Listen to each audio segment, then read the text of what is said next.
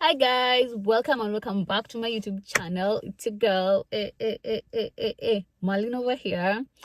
So guys, I will just jump straight into the video. Now we are going to talk about driving tests in the UK. I mean, as an immigrant, trust me, you need that driving license. You need it because you need to maneuver, you need to get around. Sometimes you can get a job and the requirement is driving license. Yes, we have African countries that they can convert from their home country to the UK one. Like people from Zimbabwe, they can change from their Zimbabwean driving license to the UK driving license. But for some of us, Kenyans, Nigerians, no way, no way. You need to learn how to drive. You need to book a test, do your theory test, pass it, and then after passing your theory is when you can book for your driving test, and then you pass, and now you have a UK driving license. Basically, that's it. But guys, the process of getting that thing, it is easy for other people. Some people they don't find it so difficult. It's not even difficult per se, it's just the waiting time and the amount of money that you will spend, especially if you need lessons. Lessons are not cheap. So it depends with how fast you need it. When you need it that fast, you'll get frustrated. But if you don't need it that fast, then yeah, sure, you can take your time. So it all depends with someone's circumstances. Now, I have a story of my driving journey. And I think I'm going to break this into 3 parts from how I started until where I am, so that yeah. So when I was back home, I went to driving school, and that was the only time I drove. And then immediately I came to the UK. So you see, I didn't really have the experience of being on the road. You see, like driving experience. So I came to the UK. Now when I came, of course, driving was the last thing on my, like, it was not like the last thing on my mind, but I didn't have the pressure because I was alone. I could maneuver and all that, so it was easier it's easy to maneuver alone than to maneuver when you have a family. So I was alone, so I was like, what's the rush? So I didn't do anything about it until now the pressure came to get my license, and I was like, I really need this, and then you see, now as an immigrant, you want to explore every opportunity that comes, and most of them, what I want to do, it requires me to have a driving license. And I was like, it's high time, it's high time I got this license.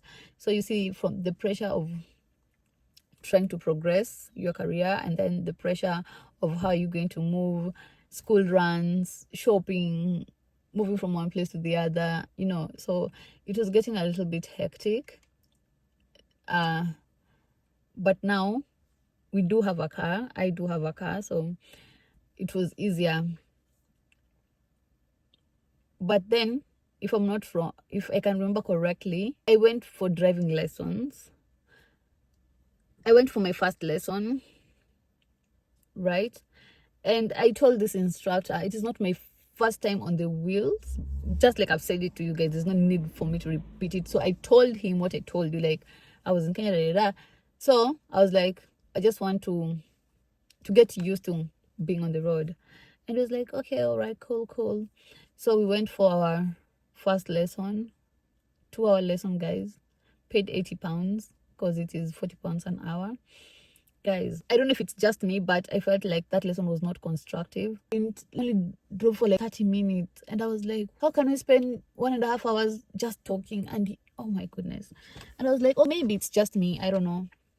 But I had booked 6 lessons in advance. So that is the mistake that I made. Guys, never book your lessons in advance.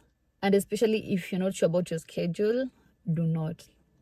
So this is me. I've booked all my lessons, and I'm like, so the second time I was supposed to do my second lesson, now week 2, I was called at work.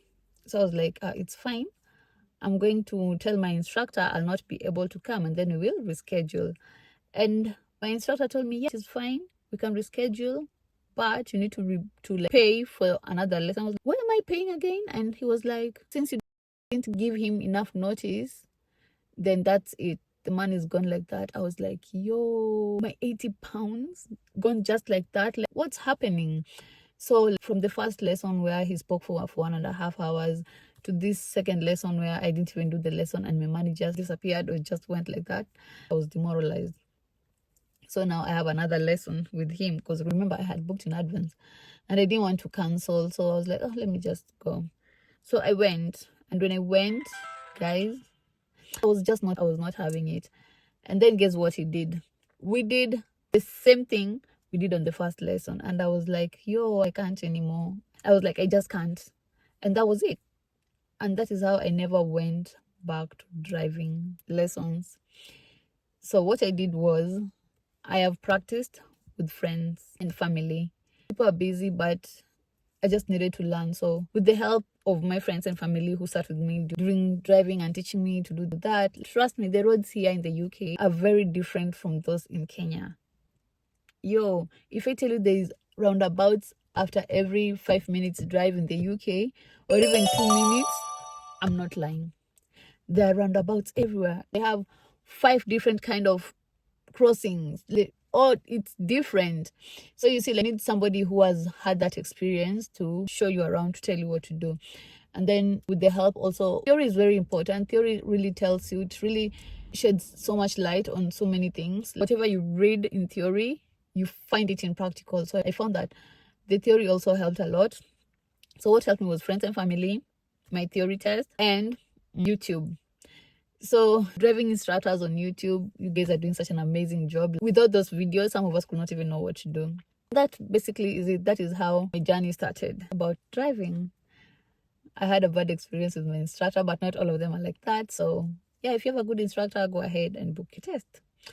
So guys, I will come and tell you part 2 of this story of now how I went and did my first driving test, and then we'll catch up later. All right, until then, bye.